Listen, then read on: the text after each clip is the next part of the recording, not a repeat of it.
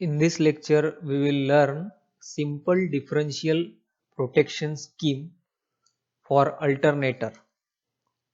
This scheme is used to protect the three-phase stator winding of alternator against phase-to-phase fault and earth fault. This is a three-phase stator winding of alternator, R phase winding, Y phase winding and B phase stator winding. We know that the stator of alternator is star connected. This is the star point, neutral point, and this neutral point is grounded through a resistor.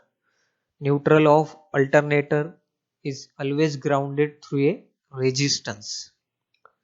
Now see, in this simple differential protection scheme, each winding of alternator, each phase winding of alternator is surrounded by CTs. See, this R phase winding, on either side of this R phase winding CTs are placed. Y phase winding, on either side CTs are placed. Likewise for B phase winding CTs are placed on either side. So this is a CT1 set and this is a CT2 set. Now these sets are connected in star, means this CT1 set is connected in star and this CT2 set are connected in star. Now the secondaries of CT1 set and secondaries of CT2 sets are connected through these pilot wires. These red ones are the pilot wires, but they are connected such that the current flowing in the pilot wire have the same directions. Means see, this is a IR1 current flowing from right to left and this is a IR2 current which is the output of CT2 secondary, R phase CT2 secondary, and which is also flow from right to left. Means the direction of current seen in the pilot wire is in the same direction. So depending on that we have to make the star connection of CT1 set and CT2 set based on the dot marking provided on the CTs. The overcurrent relays for respective phase are connected at equipotential points on the pilot wires. Means this is a R phase overcurrent relay connected at equipotential point of R phase. Likewise B phase overcurrent relay is connected on equipotential point of pilot wire of B phase. And these three overcurrent relays are connected to the trip circuit of circuit breaker through these switches, parallel switches. Means any one relay operates, then the switch of this relay will close the switch of other two relays also. Means this relay, these switches operates in parallel. Now we will see the working of this simple differential protection scheme. Now under normal operating conditions means what? The current is flowing through the alternator winding, rated current is flowing through the alternator winding. What will happen? Same current, same IR current will flow in CT1 and same IR current will flow in CT2 sets of respective phase. Therefore in secondary of these CTs the currents are equal. Means if we see the CT1 set R phase, then this small IR1 current is same as that of the small IR2 and their direction in pilots is also same. Therefore if you observe this overcurrent relay of R phase, then it will, in this overcurrent relay the current will be a differential current of small IR1 and small IR2, that is IR1 minus IR2. IR1 flowing from this point to this point and IR2 flowing from this point to this point, that and the IR1 is same as IR2 under normal operating conditions. Therefore, current through overcurrent relay of respective phase is 0 and hence relay will not operate. Same is true for overcurrent relay of Y phase and overcurrent relay of B phase. Now, if the fault occurs externally means outside the zone of protection of this alternator. If the fault occurs externally, for example, if the fault occurs here, what happens? The magnitude of current flowing in alternator winding increases because the current is now flowing from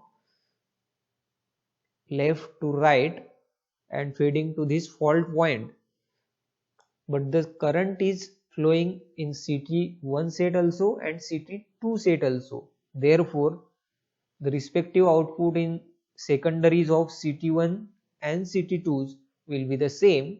Hence, the current in pilot wires also same, and the current flowing in relay coil of overcurrent relay is 0.